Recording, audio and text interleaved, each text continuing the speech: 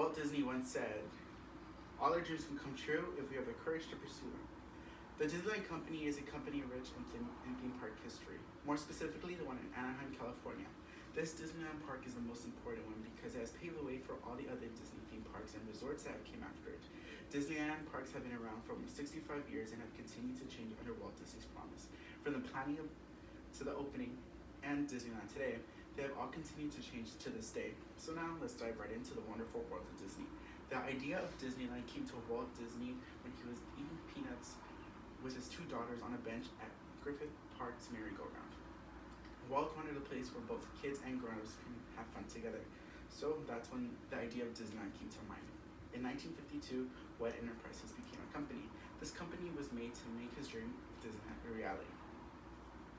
Walt and Wed Enterprises purchased land in Anaheim, California, and started construction on July 16, 1954.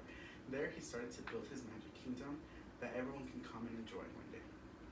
But Walt wanted a landmark for his theme park, so he made the landmark of Sleeping Beauty's castle.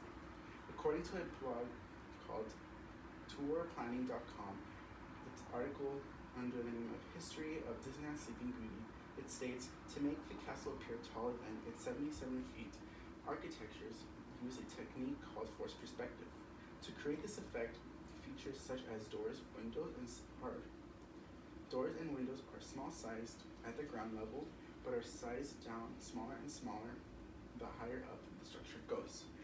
And that was certainly true for the castle. The castle was nicely finished and looking beautiful by opening day, but the cost of Disneyland was $17 million, which was 3 times more than the original cost. But on July 17, 1955, Walt Disney opened his gates to his magic kingdom named Disneyland. Walt Disney said, "To all who come to this happy place, welcome." Many of the rides that we still have in the theme park today were part of Disneyland's opening. Those include Autopia, Disneyland Railroad, Casey Jr., Dumbo, the Jungle Cruise, King Arthur's Carousel, Mad Tea Party, Mark Twain's Riverboat, Mr. Toad's Wild Ride, Peter Pan's Flight, Snow White's Scary Adventures, and Storybook Canals. But as smooth as Walt Disney wanted the opening of Disneyland to be, it was a total disaster. According to Offhand Disney and Imagineering story, it was often referred as to the Black Sunday. Many of the rides, concession stands, and bathrooms stopped working.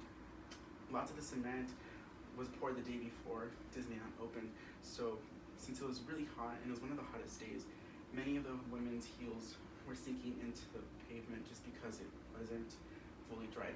Also, another problem was that the tickets were counterfeited, and there was a lot more people than they anticipated to show up. Even though there were all these problems, the media criticized Disneyland for not having many of the rides being ready. But as Walt Disney once said, Disneyland will never be complete as long as there is imagination left in the world. And that is certainly true to be today. Disneyland has over 12 theme parks all over the world. One that is right next to Disneyland. It's called Disneyland California Adventure. It opened on February 8, 2001. It has many changes since 2001. One major change is the addition of its nighttime spectacular World of Color. Another change would be in 2012 when it got the addition of a brand new land named Cars Land. But that wasn't it. Fans wanted more. In 2016, the Hollywood Tower of Terror had its final guests drop on by, and it had a total retheming for Guardians of the Galaxy Mission Breakout, which opened in 2017. But the work didn't stop there.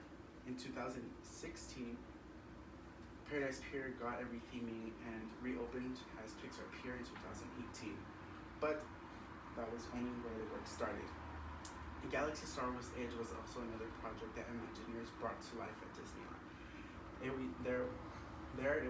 was a really big project for them to conquer. But as Doug Chang, a creative director from Lucasfilm, states, it was intense transition for designers of theme parks. It was a whole nother level of thoroughness. Sometimes, I insist on having something that looked at a certain way because it was very authentic in Star Wars, but it broke all the rules in terms of what they had to do. So they had to find a happy medium. And by working together, as one team, we were able to bridge those gaps together. And that is certainly true for Star Wars Galaxy's Edge. But as Walt Disney said, Disneyland will never be complete as long as there's imagination left in the world. And that is certainly true because it thrives under that promise because of the new Princess and the Frog ride coming to Disneyland and the Avengers Campus opening soon at Disneyland California Adventure. Walt Disney Promise has continued to build and grow for over 65 years.